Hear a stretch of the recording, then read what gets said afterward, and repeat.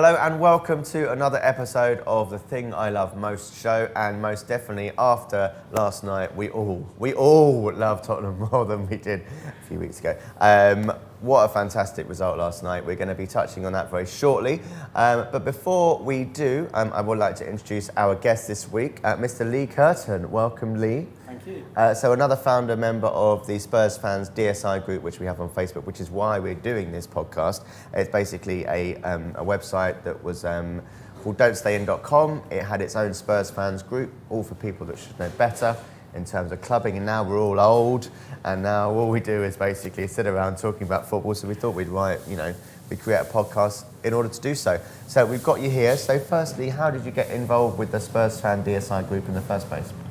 So I was a member of another group where there's a few of the guys that I used to play football and coach football with, and they moved over to the DSI group, namely a gentleman called Stephen Holley. Okay, yeah. And I know Stephen. Yeah, and Stephen invited me into the group, and it's been brilliant ever since, really. Yeah. In terms of groups, the debates, the discussions, they're top drawer. So it's been good fun. And your life as a Spurs fan, when did it begin? When did you go to the first game? First game was, I did a little bit of research just to make sure I got it right. So the first game was December '85, okay. And that was against Ipswich. And bizarrely enough, my primary school had a couple of free tickets, and I remember them asking us at an assembly who wanted the tickets. I put my hand up, no idea how I was going to get to Tottenham, as we're over in Middlesex. Yeah. But I took the 2 tickets, and my foster sister took us over, and ever since then it's just been in the blood. Awesome. Good. Okay, well, obviously, we're feeling quite buzzed today after last night. And so we were going to actually hear from Richard, who is another member of Spurs Fans DSI, who was at the game last night. But it was a bit of a late one for him, and he had a bit of an early morning. So unfortunately, he's too tired to be on. But Richard, we'll hopefully get you involved in a couple of weeks' time on the show. So obviously, it was a ridiculous result in the end, 3-0. None of us expected it. Those of you that did watch the show last week would have seen that I did actually predict a win, purely because they were short of confidence and they looked disjointed, and we really do have the players to hurt them on the break, especially, I felt, and that obviously came into fruition. So what was your thoughts on the match as a whole? No, I agree. I didn't think we started particularly well. And we probably did our best at times to kind of give them the edge up. But once we settled in, I thought we seen out their threat. And once we got in at half time, I was quite confident. We just started to find our feet, I think, 10 minutes before the half time. And we looked like Moura's growing more and more into the game.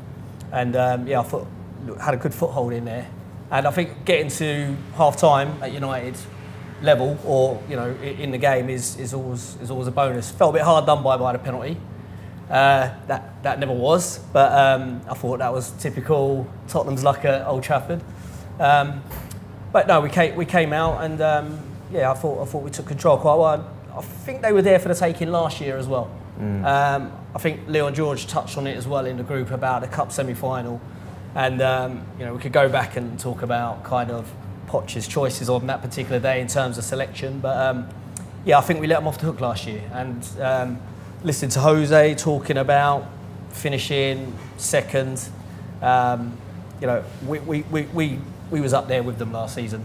They just had the run in the end, and maybe the little bit of the few signings they made, namely Sanchez, probably just saw them over the line ahead of us. But I think if you look at it now, I think we're as good as them. So to come out in the second half, again, just ride out their storm, and then once we got that goal, it was just good to see us, first of all, keeping a kind of strong defence and not cave in straight away. We seem to make this habit of giving a team a chance straight after we score. But getting away with that and going up the other end, and probably putting the game to bed at that point. Obviously there were 2 Lukaku chances which sort of changed the game in a way. Obviously, the Danny Rose back pass, the open goal which he missed, and then just after we scored, there was a chance which was really well saved by Lloris. So you spoke about the defence. Obviously, Poch went back to a back 4, and dropped Sanchez, which was a brave move. Were you surprised by the formation and the team selection? I like the team selection. First and foremost, when it was put up, I liked it. Sanchez is a funny one for me. He's got the speed. He's got he's got the speed. He's got the strength. I still worry about him sometimes. He still looks a bit nervy on the ball at times. But in saying that, I can see why you play him, and he's hit the ground. He's hit the ground and gone straight in. He's hit the ground running at Spurs. To be fair to him, for a young lad, he was kind of chucked in, and he's battled well, and he deserves his place. However, I do believe when Toby and Jan are playing, while he may lose a little bit at pace, there's a little bit more calmness. I think we just look a little bit more secure. We look a little bit calmer. And saying that, I don't think Toby's firing on all cylinders either. I was at the Fulham game and watched closely last night. He still seems a little bit sluggish, but there is a calmness there. There's a bit more. I think everyone just seems a bit more assured. And do you think we look better in a back four? I think it suited last night. Mm-hmm. I think it suited last night with Dyer and Dembele just in front, trying to nullify any of the threats. I think we may have been expecting Sanchez to play, and he would probably cause us more problems just with his movement off the ball. But he didn't, and I don't think Lukaku posted many. I mean, he had the 2 chances, we gave him 1. But yeah, I don't think they posed that many. He didn't pose that much of a threat. I think Jan and Toby kind of got his number really. So I don't think we needed Sanchez in terms of his pace. Yeah, I agree. We were talking about it in the group in the week, the selection, and I think most of us said that we should stick with a back 4 in terms of if we were going to go to a back 3, then we were maybe going to have to drop someone in terms of getting Dembele in the team, because it looked like he was going to have to support Dyer, and therefore maybe Moura would have been the person that was going to be dropped. But obviously, he was man of the match against Fulham, and as we saw last night, but it would have been madness to drop him. So I think it was definitely the right formation, and obviously hindsight's a wonderful thing. But I think you're right. I think Sanchez, as Jeremy mentioned last week on the show, I think is better in a back 3. And like you said, he's still learning, he's still reading the game. Was he 21, 22? Yeah, 21, 22, exactly. So he's going to get a lot better, and it will really help him learning from Jan and Toby.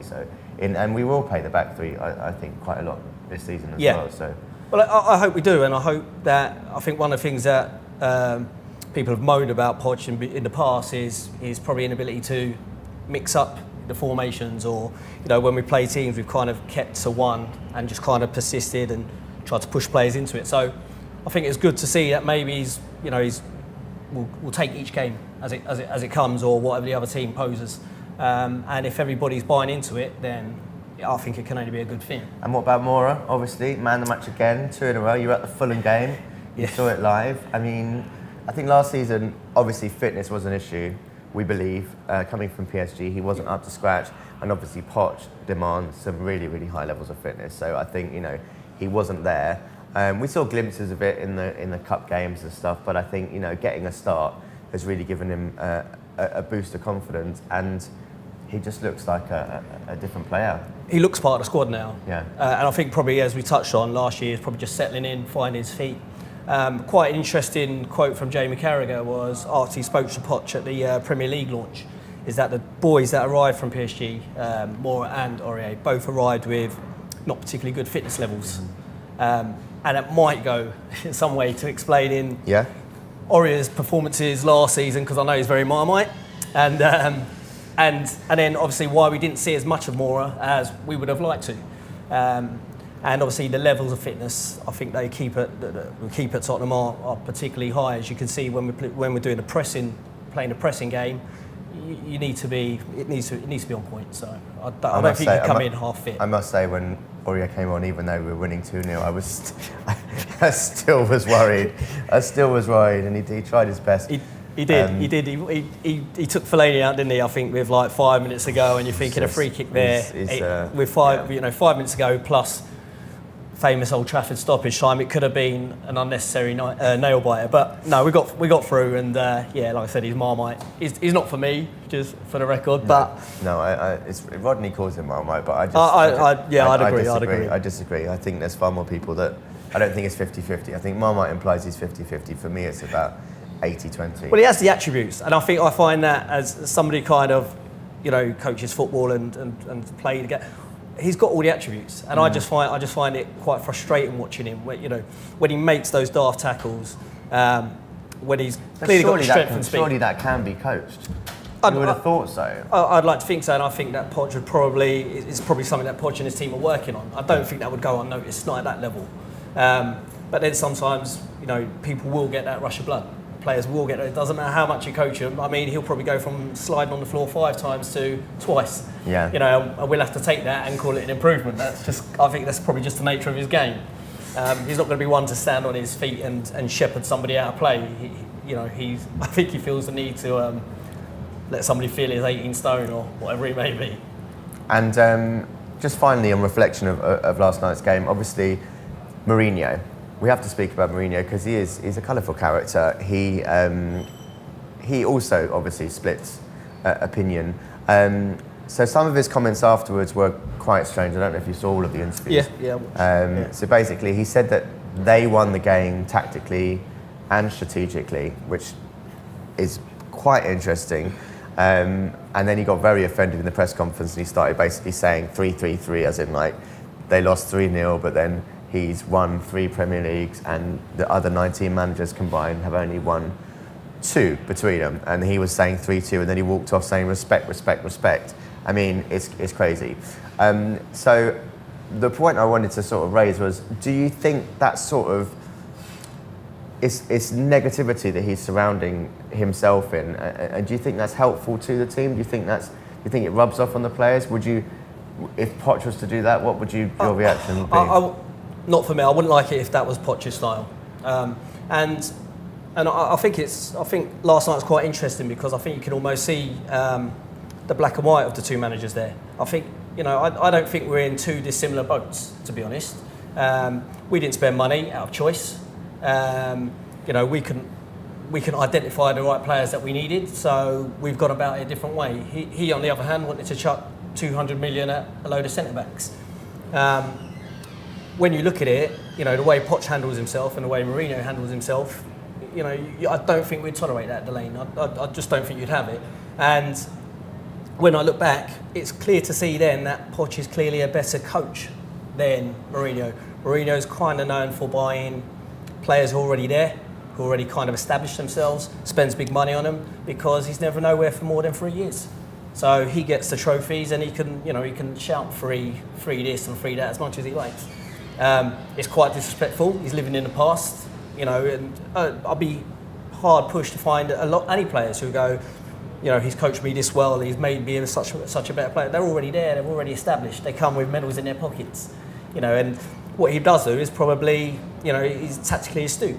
But on the training ground, I think he'd be found wanting if you put him up against Pochettino in terms of coaching a player and making them. Well, I think that's evident, really, isn't it? Because he's had the players like Jones this morning, he's had those centre-backs, Lindelof, and he hasn't made them better at all. And so they're struggling massively. I don't think he knows his best team either. No, he's playing around, he's searching. I think last year, when he was struggling, he put Sanchez straight into the team. Sanchez sitting on the bench yesterday. Martial's not in the squad. Rashford's on the bench. He's probably created more problems than they had when he arrived. To be honest with you. Well, you can tell as well, though, and I think that's one of the reasons why I did think we'd win, is because the players themselves don't really know what's going on. Like, he made about 5 or 6 changes. There were 6 players last night that hadn't played, I think, this season. So it's like, if you're in that squad and 1, you don't really know what formation he's playing. He played Pereira at right centre-back. 2, you don't know if you're playing yourself. It's just all very, very mixed up and it's just sending the wrong messages to your squad. If you compare it to ours, you pretty much know, 8 or so of the first 11 and it's either going to be 3-5-2 or it's going to be 4-2-3-1, and that's the way it's going to be, and they know that, and they respond to that because they're settled. I think both their interviews after as well, Poch touched on his squad, and how united they are.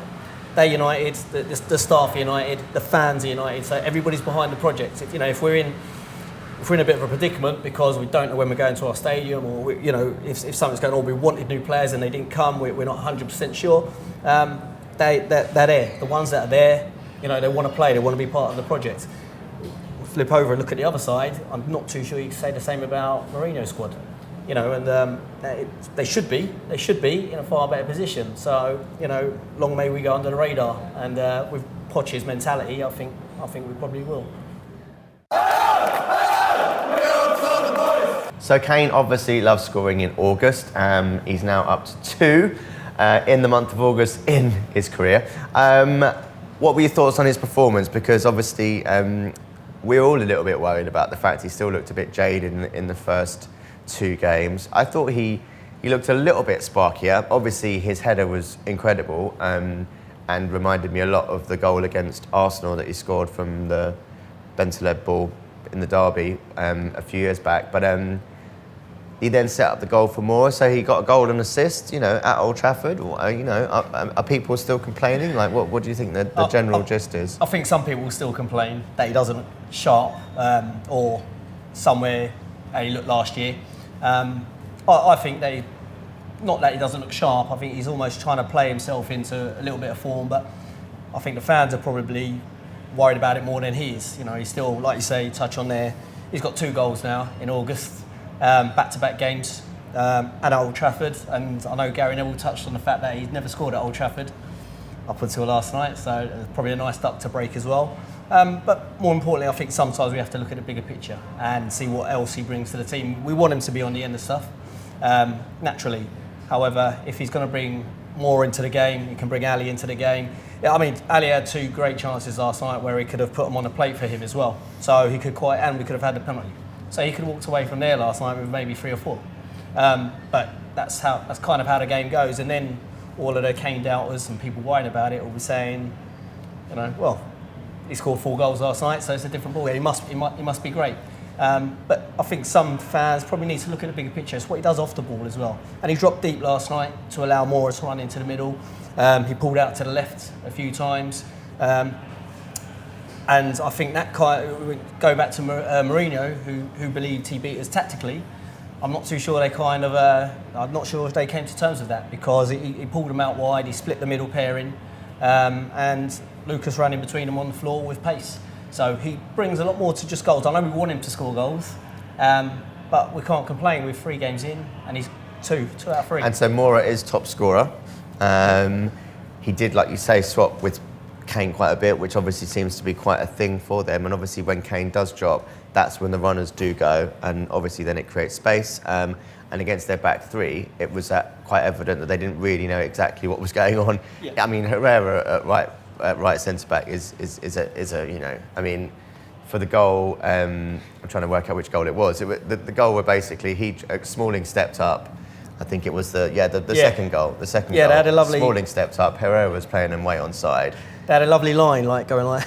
It's like just that. crazy. It was a mockery on their part, but you know, rather than do what the press do and say how bad United were, let's put it down to maybe some of our play, maybe not going long, maybe not playing down the channels. You know, maybe Kane moving out to the left and creating that space, which they probably expected us to play just Kane up at top, and the 3 behind him moving around.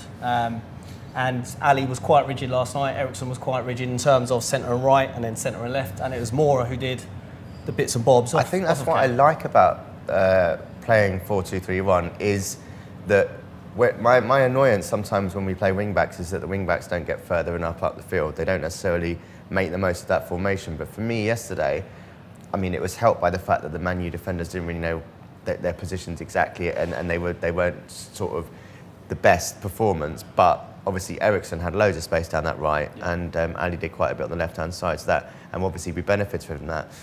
So Moura has got the goals. Do you see him as potentially, because we've spoke about Son being like potential, you know, striker if Kane does get injured, touch wood, hopefully never. But if it was to happen, would you see him? Could he be a striker? Could he be up there? Obviously, he's quite diminutive in the figure. He's not very strong, which is definitely a concern of mine. Could he boost like a false 9? I mean, how do you think it could work? Well, I can't see why he can't just kind of slot in the way Sonny slotted in last year. But, you know, if we was to lose Kane, and touch wood we don't, I'd see no reason why Moura and Son couldn't both go in there and play the same way those 2 have. I mean, the movement would probably be exceptional, and it'd probably be a little bit quicker as well. But I think we're in a good position. I think we've seen glimpses last night of Moura being able to to actually finish. Didn't overthink it. It was quite cold and calculated in his finishing. Both instinctive finishes. Both very instinctive. And we go back to Ali, and he's trying to get onto his stronger foot sometimes. And Ali's a lot more clinical when he's not thinking either. I think when it's just on the end of it, just put it away. He does that very, very well. So it's good to see somebody else kind of in and around the box, just hitting it like we want them to sometimes. And yeah, he could quite easily play in there for me, and there'd be room for Son as well. Obviously, if Kane's still fit and firing, then I suppose probably Ali and Eriksen at some point may have to start looking over their shoulder. And I know a lot of people say Eriksen should be pushed a little bit more. So, it's good to have problems. It's a good problem. If you're going to have a problem, they're the problems that you want, right? So, and then Rose starting at left back as well. How did you think he performed? Yeah, well, I mean, he nearly gave one to Lukaku, which wasn't. It was lazy, to be honest with you. I've watched it back a few times, and it was just lazy. Didn't really put anything into it. Didn't look. I still think he's missed his. He looks a bit sluggish. It looks like he's trying to play himself into form as well. I feel like we've got 2 or 3 of those players just trying to find their form, but on the pitch. I don't think he done too bad overall. I think they've all got to come out of there with pats on the back. It's not an easy place to go, and if that's your first game, you've been chucked in for the season, then I think he kind of caught up to speed with it, but I don't think he's quite there yet. And there's talk of him still potentially wanting to go. There's talk of him potentially, obviously, leaving because the transfer window is open to, I believe, the 31st of August for Germany, Spain and France. The Italian window is already shut. But so there's still quite a few options potentially for him. You mentioned off camera that Poch had obviously said before that you didn't think he would play people that weren't wanting to be at the club. And obviously Toby Alderweireld is included in that bracket of players who could still potentially go, Dembele included. But obviously the fact they all started, was that trying to, you think, change their mind, or do you think it was... No, I think it's probably the other way around. I think Poch is kind of, I think part of that rant was where he keeps getting asked questions, is Toby going to play? Is Danny Rose going to play? We kind of get the main media lines. We probably get the main BBC line or the main Sky Sports line, but there's probably lots of little newspapers and other reporters there asking that same question time after time. So I think that was kind of part of his, his little rant that was kind of fueled with the same question. And he just laid it on the line, didn't he? He's like, if they don't want to be part of it, if they're not going to buy into the project, everybody knows the project. We all know where we are. We're waiting for the stadium. We haven't spent any money. What we have is what we have. So if you want to be part of it, on the training ground is where you crack on and show that you're going to be part of it. If you don't, it's fine. We've got till the 31st. We've got till Friday, and any decent offers, and I think he'll consider it. But you're right, you touched on it, and most of them have played since. And I think it's a good sign. I think it's a good sign, and from my point of view, what's there, I'd like to keep. If that window shuts now, and we just crack on. It looks like a happy camp. It looks, like the boys are in it with each other. It's good as well. There's a couple of the youngsters. Winks is back. Yeah, just starting to get those couple of minutes under his belt. I see Amos was on the bench again last night. The young lads, which looks good for us. They had quite a good pre-season, some of those boys, and haven't always played. So, I think we've got enough to get us by till January. And I for one ain't going to panic about it. And we did have some transfer news today. Obviously, Moussa Sissoko is probably going to stay. Fenerbahce didn't go for him, unfortunately. It was offered. There was talk of that happening, but it's unfortunately not happened. So he's still going to be around. He's another one who we. I think ultimately, if he leaves, there'll be a lot of relieved fans around. I'm probably more happy to play the numbers game till January. We don't know what's around the corner. We don't know when the next injury's from. So I'm happy to play the numbers game. I think we all know what he brings and what he doesn't bring as such. But it may be games where it enables us to rest the Dembele or 100%. So yeah, I think he does a job. He's not great, but he does a job. So roll on January. No plan is ours. No plan is ours.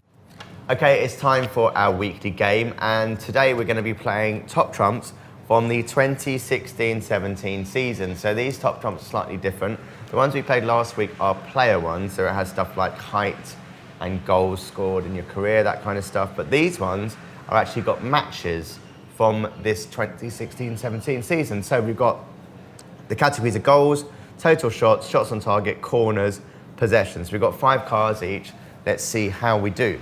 So, firstly, I'm going to go for total shots 20. I've got 19. Wow. Okay, mine was Tottenham Hotspur 1, Crystal Palace 0. Mine was Watford 1, Tottenham Hotspur 4. Whew. Okay, I'll have that one. You can have that, even though it was more clinical on the day. Good. Solid. Okay, I'm going to go for possession 65.2%. Bring it home. 60%? Yes. Okay, so mine was Tottenham 1, Middlesbrough 0. Again, we was just clinical on the day. Tottenham Hotspur 5, Swansea 0. Oh, I remember that game. Sometimes you just got to put the ball in the net. I remember that game. Son scored that quality volley. Okay, here we go. Oh my word, I didn't realise how dominant we are. Are these all home games? No? Okay, cool. So, total shots, 31.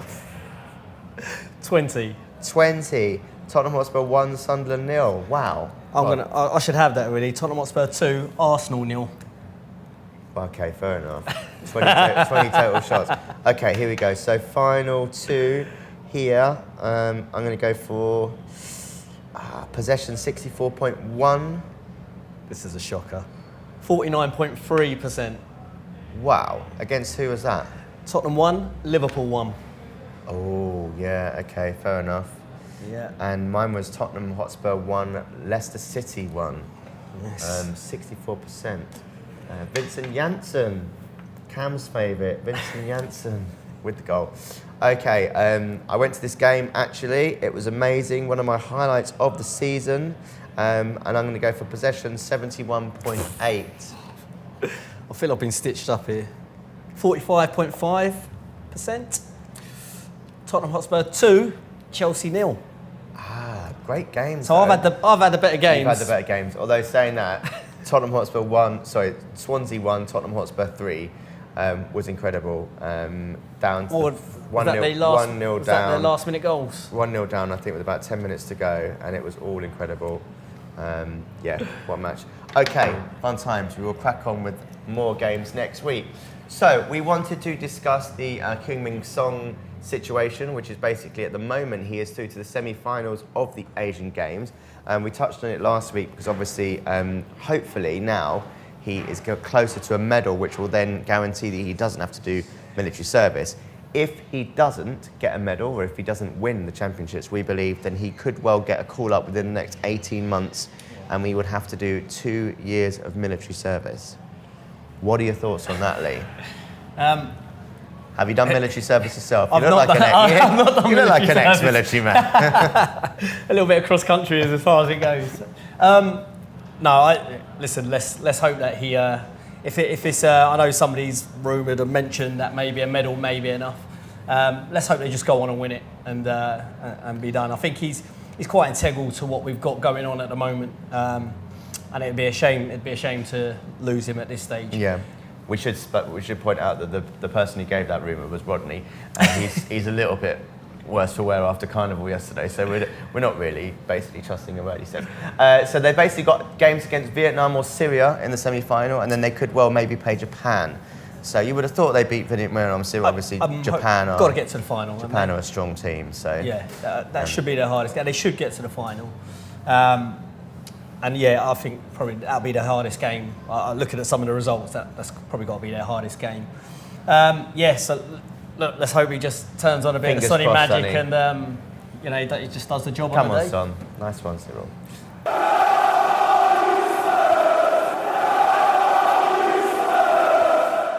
Okay, so it is Champions League draw this week, and we are in pot 2, which is good. So if Liverpool had won the Champions League, we would have been in pot 3, but we're in pot 2. So we're in pot 2.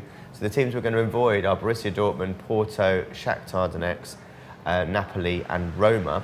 So we're going to have one of these teams in our group, Real Madrid, Atletico Madrid, Barcelona, Bayern Munich, Juventus, Paris Saint-Germain or Lokomotiv Moscow. Who would you want out of those? Who do you want to play? Naturally, and based on their ability, I think you'd go Moscow. I think a lot of people in the group who quite like a good away day would always go big guns. And I think given our performances last year, should we fear anybody? You know, I think we've proved that we can play on that stage. So yeah, I'll take them all on again. I'll take Madrid again. Definitely take Madrid again. I think what the competition showed last season as well was that there's obviously some very good teams out there, but none of them are unbeatable, and a lot of them are defensively quite weak. And so I think, you know, that's something, as we've shown last night. Obviously, we have the players that can hurt teams, and if we can be solid at the back, I think we've got a chance of doing quite well. I don't think there's any reason why we couldn't look at being a consistent top 8 team in Europe.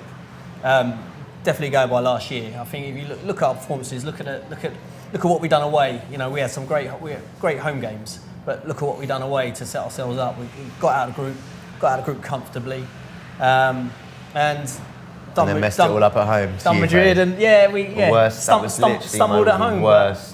There was the lowest point in the season for me, because I went to Turin, as quite a few of us did, and it was a great performance to come back there.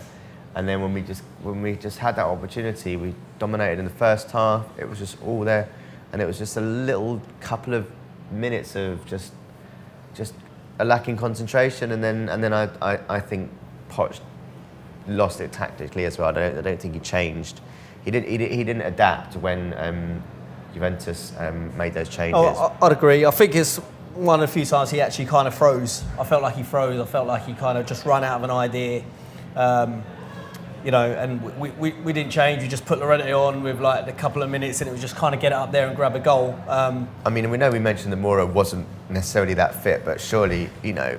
I think that was a change. I think anybody who's watching that game at the time would have thought that would have been a change. But I still believe defensively on the night we should have been better. Yeah.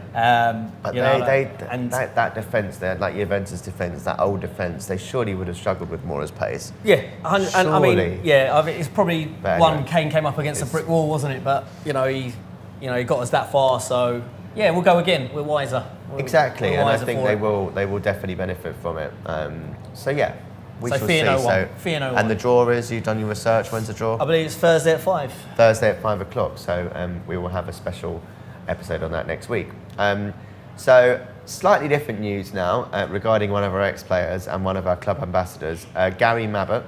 I didn't realise this, but at the age of 17, he was told that he would have to give up football because of his diabetes, which I was not aware of. And you may or not know that because of his diabetes, he doesn't have any feeling in his feet. Right.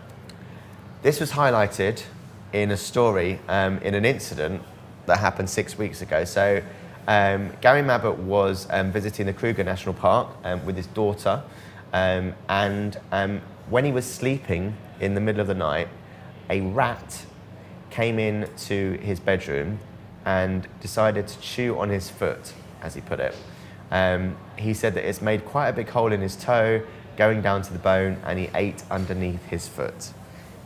I mean, that has just got to be one of the most random stories I've heard all year. And I mean, can you imagine waking up and just like looking down and seeing a rat like chowing down on your foot? I wouldn't hold a pet rat. So one eating my toe while I'm asleep is. But what a weird sensation to see it eating you, but you're not feeling it as well. That's just bizarre. So anyway, Gary, we're thinking of you, and we know you're obviously an avid viewer and listener of the show, as all of the ex-Tottenham players are. And get well soon, and we're thinking of you and your messed up foot.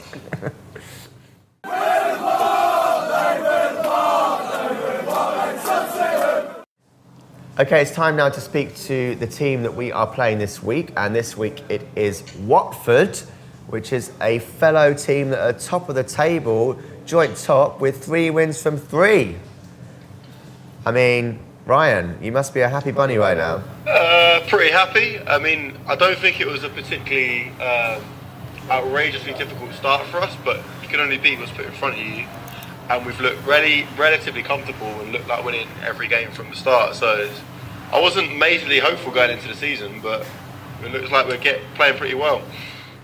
And Pereira seems to be banging the goals in. Where does that come from? What's that about? Yeah, well, he's always been an absolutely incredible footballer. He played in the Champions League final with Juventus. He's played alongside Messi for Argentina, but it's just been getting him fit and getting him a run of games. He's got fit, he's got a run of games, and look what he started doing. So, played in the right position. Everyone thought we'd miss Richarlison, but looks like we're not missing him one bit, and we're 45 million richer. Very, very true. And so how long have you been a Watford fan? You a local boy? I'm from Hemel Hempstead, so right near Watford. I've been going since about 1998. So right back when Tommy Mooney was banging them in, and we had three-sided grounds, and we were sitting in Division 1, Division 2. So about 20 years now, really. Fantastic. And then, so what are your sort of thoughts on the season now for Watford? Obviously, a fantastic start. Before the season started, where were you trying to predict? Where do you think you were going to finish? Yeah. To be honest, I think it's a bit of a shame the Premier League now these days. You've got the top six, then you've got the rest really. And last couple of years we've started the season, last 3 seasons in fact, we've started fantastically and then fall off at Christmas. So I was just looking a bit more consistency really, and not fall apart when it comes. Once we get safe, not fall apart and take the foot off the pedal. That's what we've done. Well, last year you had it under Marco Silva. I think that there was a lot of different circumstances there of him basically. Are you happy with Javi Garcia? Javi Gracia, not Garcia. Sorry. Yeah, he seems to have. What he came in first was he came in and sorted out defence, bit of organisation which we were lacking, and he got things right at home first. So he had 3 home wins early on, including 4-1 at home to Chelsea, which got him on side with the majority of the home support, which is so vital. And it seems like we didn't score a goal away from home in the whole of 2018 last year until we played Burnley away a couple of weeks ago, and we put 3 past them there. So it looks like he got simple things right first, and then he's kept the core of the squads. Like yourselves, we didn't do too much business in the summer, and I think a lot of Watford fans, myself included particularly, were a bit frustrated at lack of. You see the likes of Wolves and the likes of Fulham going out spending hundreds of millions, but if you're looking back at Spurs, no signings, 3 wins from 3. Watford, other than Ben Foster, none of our new signings have been in our starting lineups really. And there's a lot to be said for consistency and a bit more of a core really.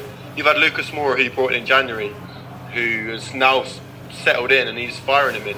And I think that's true of Watford as well. You've seen Pereira come now, he's banging them in. Will Hughes is a massive part of our side. And we've still got De La Feu, who we made permanent this summer, and Nathaniel Chalobah to come back. So I'm hoping for a top 10 finish, but I'd realistically be happy with anything from 14th up. Okay, good times. And you mentioned Spurs a little bit there, and obviously Lucas Moura. Where do you think Tottenham are at the moment, sort of in terms of the Premier League? I still think you're a little bit away from winning it. If I'm totally honest, I think you lack a bit of depth, which you see at the likes of City. De Bruyne's out injured, and they're still leaving the likes of Sane on the benches. And Liverpool's spent a lot of money, and their depth is really incredible. And I think that's what you're lacking a bit, to be honest. But I think you'll not easily make the top 4, but I think you'll make top 4. But I do think the stadium, lack of communication to the fans, I think that will play a part this season. But I don't think playing at Wembley will hinder you this year. I think that was a bit of a hindrance last year. I think you're used to it, but it's a bit more the uncertainty that might derail you a little bit. But you're starting off okay, so it seems to be going all right. I think we're just hoping that it won't actually transcend to the players. I mean, and I think once we do eventually move into the stadium, then I think this actually will be all forgotten because it's going to be so amazing. Fingers crossed. Yeah. I'm hoping. No, I feel like it's kind of already blown over. I think it was. It came out last week. I think it was a bit of not a storm in a teacup as such, but the media would liked it to have been bigger and more news, but I think we didn't approach it the right way, but I think it's blown over now, and last night's result will just kind of smooth that over. We we just need to push on now. Winning always helps. Always helps. Yeah. Winning always helps. Yeah. It's one of those ones where that news comes out midweek and it's all everyone talks about in the build-up to a game, but as soon as the game starts, it doesn't really matter. And Pochettino's just got the boys playing without any thought about that at all. So quite impressive. You were brilliant last night. So kind of put a lot of fear into my eyes a bit, to be honest. Well, it brings us nicely on to your predictions for Sunday. Well, Dele Alli, am I right in saying he hasn't scored yet this season? But he absolutely Scored the first loves. game. No, he did. Scored the first game, Newcastle. Sorry, my bad. But he absolutely loves scoring against Watford. I've got so many memories of him scoring, and I know that celebration's coming right out against us. Harry Kane's broken his August ducks, and I can. In my head, I'm like Spurs comfortable win. I'm actually going. I'll be going to the game as well. So my first game of the season will be on Sunday. So I'd like. In my head, I think you've got to think Spurs have got this comfortably, but my heart says we're playing well, we've got a bit of momentum, so I'll go for 2-2 draw here. I think there's going to be goals. I think we could cause you guys some problems, but just depends on who you guys play in centre midfield, because I think Decore and Capu, who's been a new man for us this season, and he is always absolutely... Well, when we play against you guys, Capu is very motivated, obviously. Yeah. That can sometimes lead to him having the worst game of his life because he's thinking about it too much, or he's absolutely brilliant. Whenever we play Arsenal, by the way, Capu is absolutely fantastic. I think he's got a bit of that Spurs left in him, where he loves playing against Arsenal. But I'll go for a 2-2 draw. This might come back to bite me, but I'll go for 2-2. Okay. All right. I'm going to throw to Leigh now for your first prediction on the thing I love most show. Well, I did get the Fulham one right on the page. Okay. So I'm going for the same. I'm going for a 3-1 Tottenham win. I do fancy you guys to score, funnily enough, but I'm thinking we might just have a bit much up top. So I'll go 3-1. I'm going to go 2-1. This seems to be my solid prediction, and it's come true once so far this season, so I'm going to stick with 2-1. But I think it will be a very good game. I think, and I think it's great to see you guys doing well and playing good football and scoring goals, which is what you want to do. So fingers crossed you're not down there, towards the bottom this season, and you do sort of make a challenge for the top 10. I think that would be good to see. Cool. Okay. Well, thanks a lot for coming on, mate. We appreciate it, man. And we'll maybe catch up with you later on in the season. Oh, of course, man. Thank you very much for having me. Best of luck. Take care, Cheers, mate. Ryan. All the best. Okay, so it's time for our Player of the Week, and this week, because Leigh was our special guest, I threw it over to Leigh, and Leigh, you came up with Chris Waddle. Chris Waddle. Chrissy Waddle. So a few Chris Waddle facts for you. After 46 goals and 170 league games for Newcastle, Waddle joined Tottenham Hotspur in 1985 for $590,000, which was decided by a transfer tribunal. Do you remember transfer tribunals? That's madness. I completely forgot about those. He scored twice on his league debut, which was a 4-0 win over Watford on the opening day of the league season. And we had a disappointing season where we finished 10th a year after finishing 3rd, which resulted in the dismissal of Peter Shreves as manager and the appointment of David Pleat from Luton Town. After joining Tottenham, he then went on and played for England and obviously took that wonderful penalty in the semis in 1990. So he moved on. So he was with us for 4 years and he moved on to Marseille. So what are your memories of Waddle then? So just kind of why he happens to be one of my favourite players is growing up and playing football. I played as a winger once, at 10, 11 years old. I moved from right back, where I kind of modelled myself on Chrissy Houghton. We have a very similar background and heritage, so growing up it was always good to kind of have a player to look up to. Moved up and ended up playing on the wing, and John Barnes kind of played for another team then, so didn't really see too much or didn't really watch much, but went to watch Chrissy Waddle. He joined, I think, probably halfway through the season. I first went to watch a Tottenham game.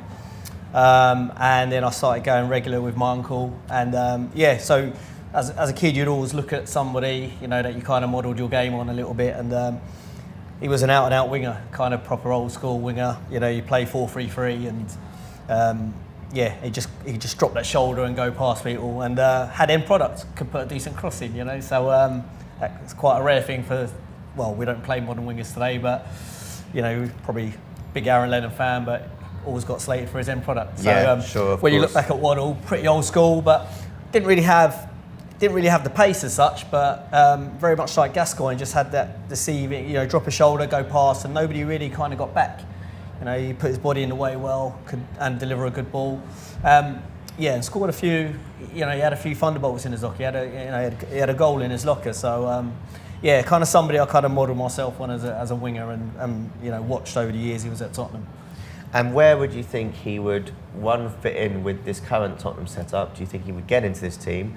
And two, what do you think his market value would be at the moment in this crazy world we're living in? I think the game's evolved.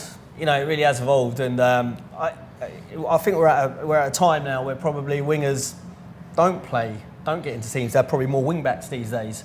So somebody like Chris Waddle probably wouldn't play. You know, probably really wouldn't play unless you played a certain kind of formation. You know, wasn't renowned for his tackling back. Didn't need to, because there was a right-sided midfielder or, you know, a left-sided midfielder. So yeah, I think the game's evolved where his sort of type of player is probably kind of you know, they've moved him out almost dinosaur-like. So I mean, he would probably, you know, in his day, he probably could grace a lot of decent teams. A market value, if he could play today, what do you go for then? 590,000 by tribunal. I'd say what he'd bring to a team, I'd go 15, 20. Yeah? Yeah, I think that'd be fair. Half as much as Mr. Sissoko. Yeah, that kind of hurts a little bit, but it is what it is. Sorry, Chris, if you are listening, which I know you are, because obviously you're an ex-Tottenham player, and all of the ex-Tottenham players are subscribers to the YouTube channel and the podcast on the various forms it is available. So, I think it's a bit harsh. I think, you know, 25 to 30. He was a baller. He was a baller. No, he was, and he could. And that's like an average baller now is like 30 mil. If you're paying 30 million for Sissoko, that surely has to be the benchmark for an average player. I'll say and he's better than average. Best thing to do is take it to tribunal. We'll take it to tribunal. I hope you're okay with that, Chris. So thank you very much for watching once again and listening. So as you know, the podcast is available in various forms, and obviously we have the YouTube video to go along with it as well. We are all social media channels available. So we have our YouTube channel, which you can be subscribed to. We have our Twitter handle, which is TTILM Show. We also have the same on Instagram, and also the Thing I Love Most Show on Facebook as well. We'd love to hear from you. If you'd like to get involved in the show in any way, Tottenham fans or just opposing fans, then please do send your comments and subscriptions in. We'd love to hear from you.